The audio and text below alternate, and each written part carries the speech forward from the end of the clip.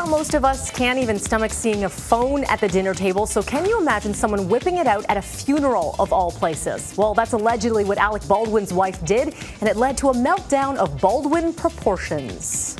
In a Daily Mail slam piece, Alec Baldwin's wife is accused of tweeting through James Gandolfini's funeral.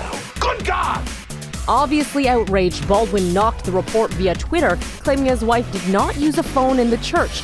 But he did it using a ton of expletives and gay slurs. The tirade included, "My wife and I attend a funeral to pay our respects to an old friend," and some toxic Brit writes this trash, adding, "I don't have a publicist anymore. I fired him."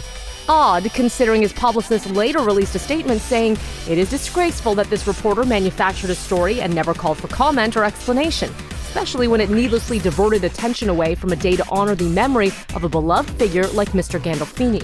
If you ever pull a Bush League stunt like that again, I'm gonna have you writing promos for arena football so fast it'll make your inexplicably small head spin. In the end, the Baldwins pulled the pregnancy card and claimed they bailed early because she felt faint, though not too faint because they say she tweeted in the car on the way home.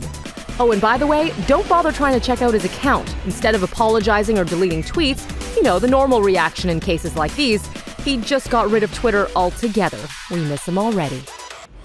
Meanwhile, other celebs managed to hold back their tweets when they turned up to pay their respects to the late actor yesterday in Manhattan. Sopranos creator David Chase delivered a eulogy to a packed house that included Edie Falco and Steve Buscemi. Gandolfini passed away last week at the age of 51.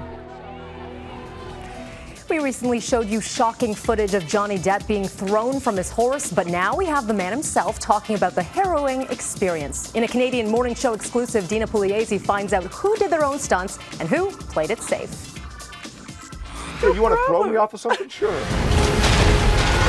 These two have a hard time staying dead. You almost got stompled and trampled to bits. Thank God you're okay. Are you okay? It was weirdly all right when it happened. The horse's instincts were incredible here. It really did go out of its way to not crush my skull. You speak English, don't you? I mean, I got banged up pretty bad as we were making it, but nothing like that. Yep, it seems everyone got their share of bumps and bruises on the set of The Lone Ranger, but hey, it's all in a day's work, right? It's kind of one of those things of, you know, I was just too dumb to know what I was in for, so I was just excited. But not everyone did their own stunts.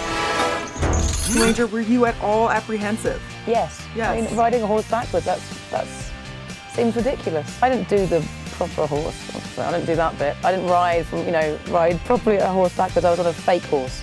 Okay. It still had a grip to my thighs. It felt like I was riding it. It's a workout. It's a workout.